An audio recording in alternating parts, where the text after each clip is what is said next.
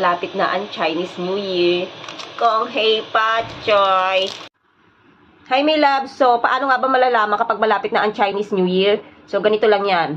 Pag marami na kayo nakikitang naka-red, yan. Tapos, eto pa. Kapag madami nang nagbibigay sa inyo ng kagaya nito, carrot cake, isa, dalawa, tatlo. Dami, diba? Tatlong carrot cake. Kapag may nakita na rin kayong tikoy dito sa rep nyo. Tapos, kapag may nakita na kayong mga ganito sa inyong bahay, butong pakwan, pistachio, o kahit anong klaseng nuts, basta mga nuts, ganyan.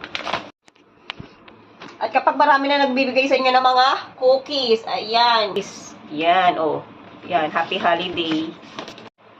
Kaya nito, isa, dalawa, happy holiday, tatlo, ayan siya, mga cookies.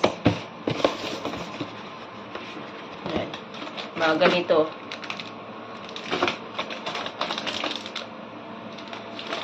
So, yun yung mga cookies.